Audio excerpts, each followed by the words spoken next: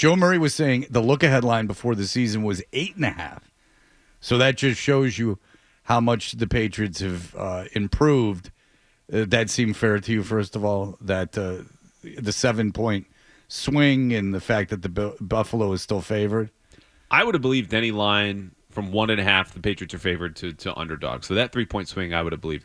I don't, at this point in the season, care much about the look-ahead lines. You're talking about like what they were in the summer. It's just evidence of, another way of looking at how much it's improved. Right. Just the gap is closed. I got you. Like it's if you're running out of ways to be surprised, this is sort of like a concrete example of numerically how the perspective of this team has shifted. Yes, and I think those are also a reflection of, when I talk about, Phil Perry talks about EPA, DVOA. DVOA is down on the Patriots relative to the record because it factors in the schedule, and the people in Vegas will use their own systems that are you would call and fall into the category of analytics, and that shows you, hey, the Patriots have got a 2-game lead on the Bills. They've already beaten them, but our numbers and the way they played show that Vegas thinks, even on the road, the Bills are the better team. Okay, and what was interesting is Joe said this was pissing people off, that the Patriots were dogs, which is honestly, it might not be for other people, and if it's not, then you guys let me know by putting the brakes on this, but I am literally fascinated with that a fan of a team will look at a Vegas line that they think is a mistake and yell about it instead of going, my good fortune.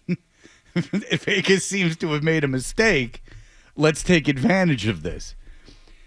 What's going on? Explain to me what's going on with Patriot fans. You deal with them all the time. What is the constant need, or am I off base? Is there a constant need to be upset about something at some outside force? So last night we watched the Eagles, right? Just poop all over themselves. And coming into that game, I didn't watch the Eagles do it. We heard like how upset their fans were, and everyone makes, I can't wait to hear Philly radio callers phone in the next day. I think it's a Northeast thing. But the Eagles fans are mad at the Eagles. The Eagles fans, no matter what the Eagles do, want the coach fired and hate all the players. The Patriot fans, not Boston sports fans, Patriots fans are mad at everyone but the team. They're mad that people have disrespected their franchise. This is why it's unique. You listen to Philadelphia Sports Talk Radio. Right. We've done it before. We were going to do a bit about it before, but all they do is crap on the team. Yeah, they're mad at the team, the ownership. They're mad at They hate everyone but that security guard. They egged the offensive coordinator's house last week. Yeah, they're psychos, but at least they just hate the team. But it's team-related. At least they didn't throw snowballs at Santa. That would really be crossing a line. Oh, look, I've never heard about it. So my point is, I guess it's different shades of misery, and not that Patriots fans are miserable. It's just a general Northeast outlook. Specific to this season, I think when things are going so well, you've got an MVP at quarterback, and your old player is back as your head coach, and you're 11-2. You look for things that would be bulletin board material. So this would be a classic example. If you're not yelling at me as a reporter or other members of the media, you yell at Vegas. So I don't know what it is. I think ultimately, when they come back this strongly, and you go, they've got the best record. Why aren't we favored in every single game? It's a reasonable question, but you take a deeper look, and it's easy to understand why. So they just don't want to do it. You just look and see the best record and go, why isn't the team with the best record favored? And that's what it is. Yeah, I mean, I think it's a reasonable line. I said this before the Giants game that, that Bills game. If you're looking at them not running the table and a game that is reasonable to think they might lose or even are likely to lose, it's that Bills game. Even though it's at Gillette Stadium. It's tough to beat a good team in your division twice in a year. It's tough for any team.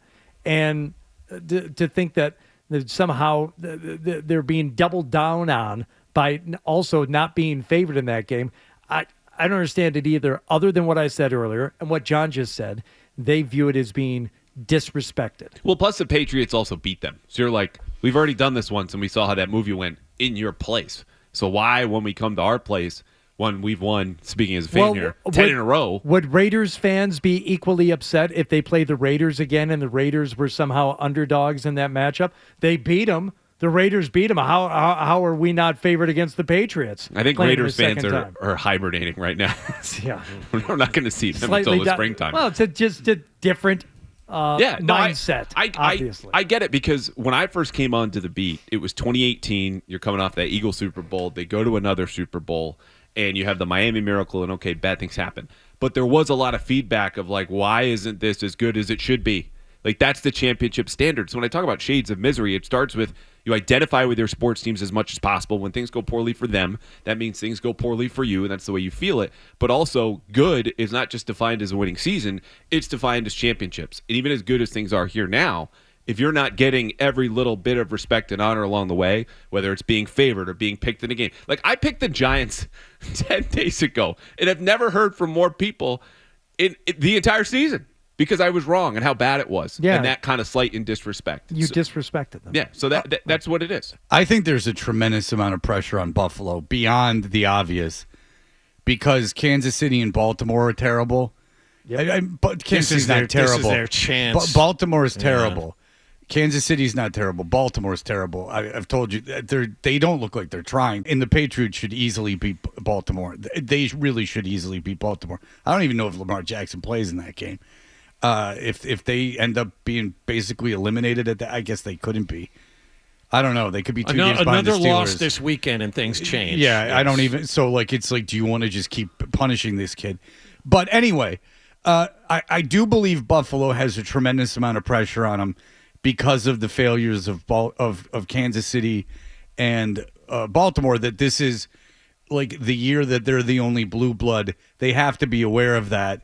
They have to be aware that like there's never going to be a better opportunity There's than no now. Mahomes. There's no Burrow standing in your way. Yeah. Is that this is the idea is that you are the team with the best pedigree left. The best quarterback. And the best quarterback left, even though Drake Maye isn't the veteran, but you close your eyes and who knows what if you just Well, if you're the Bills, you're saying we have Josh Allen, the best quarterback, I mean, resume, you would MVP. everyone in a game right now would take Josh Allen over Drake Maye for a game right now today, not tomorrow, but today. You would not take. Josh I'm Allen. just curious if we're going to get a call in 30 seconds about the disrespect of that pick statement that you made. That's all that I'm smirking about. Oh yeah, fair enough. I'd probably, I out guess, there. or Fred's obsessed about what But the fans think. Yeah, That's what it comes down to, though. Like, I think your point is totally spot on. Is that the Bills look at this and go, "It's wide open for all the reasons you laid out," and it starts with Josh Allen. And the only team that's really, really in their way with a quarterback that could match him is the one that's already beaten him head-to-head and playing better than him right now in the AFC, and the only quarterback that's doing that. It is Drake Maye. So to me, yes, this game is huge. They win the division title.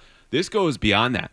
The Patriots are in Josh Allen's way so long as Drake Maye is here, which means the Patriots are in the Bills' way so long as Drake Maye is here. And that is a big problem for them, not just this season, but years and down so the line. add another log to it because the Patriots aren't going to get any worse conceivably. Like they're just going to continue to build around May. I mean, Diggs is old, but other than that, you're pretty young. I guess you've played more rookies than any other team, and the other teams that have played rookies are the Jets and Texans and, really not Texans, Tennessee, really bad teams. I saw a graphic snap count by rookies. What are they, number 2, number 1? I think they might be NFL? number 1, Yeah. and the other teams that have done it are terrible and devoid of talent. So, look, if you're the Bills and you're looking at the Patriots team, again, they should – are they going to have a better record? Are they going to win 10 in a row? No, I probably won't win 10 in a row next year. But again, I'm sorry that upsets anyone.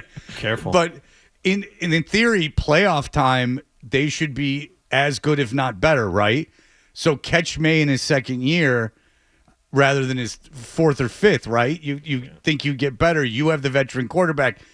So if there's a lot of pressure on Buffalo with the failure, on top of everything, the failures in the AFC of the great teams, and this is your year really to win, this is kind of a must-win game for them. I think they still feel, even if they lose Sunday, and they've earned this as a team that has the MVP and has been to the divisional round each of the last 5 years. If we lose, speaking as the Bills, by 3, we still feel like we could go to Foxborough in the divisional round or wild card round and still beat them. Oh boy! But if you come in and kick their ass, like if they come in and win by a couple touchdowns or win by 10 points, Who does? Buffalo. Okay. No. If Buffalo comes in and gets blown out, I mean, then that's that. You've been beat twice, and you're Then we start booking San Francisco. It's already been done, and we're not on the itinerary. But in Beasley's, we're not happy. They wanted to spend that money. Believe me, they're pretty sore at me. I mean, you keep wedging that knife in, and but don't be listening. Okay, so in terms but hang on. But if the Patriots blow out Buffalo, it's over. I mean, the Buffalo's on the road 3 games. They can't beat. It's been proven they're by far an inferior team. And if they win, it's interesting. Buffalo won. You split it. Here we go.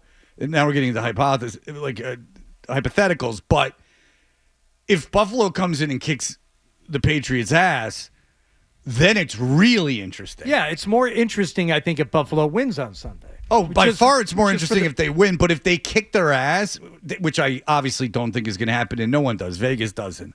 But if they do, that kind of resets things. It doesn't mean that the Patriots aren't going to make the Super Bowl, but it certainly is like, oh, that's sobering. Certainly it would be sobering, right?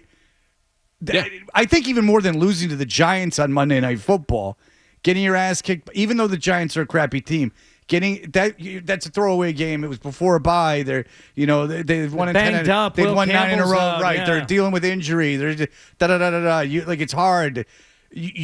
Buffalo, you've had a bye week. This is a game that's very important. You haven't played a lot of good teams, and this is an opportunity. Yeah, if they get killed, that would be fascinating and very interesting. I think there's a lot of truth in what you said about there being a very narrow window that's open. You're not going to face Lamar Jackson more than likely in the playoffs. You're definitely not going to face Joe Burrow. You may not face Patrick. You're probably not going to face Patrick Mahomes. How many years where all 3 quarterbacks miss the playoffs or you won't see them? And you catch Drake Maye when he's young. If you have Drake Maye, like Fred said, in year 4, 5, or 6, assuming he stays healthy, he's going to be better than he is now. How many years is Buffalo going to get this harmonic convergence? I mean, this is their chance. Even if they don't win against the Patriots, the pressure to play well is there as well. Yeah. Not only now, but in the playoffs. Harmonic convergence. I don't know. Yeah, okay, so bringing it on a Tuesday. Yeah, not really. I want to ask. Wordsmith, talk to me. For all the latest from the Sports Hub, download the app at 985thesportshub.com.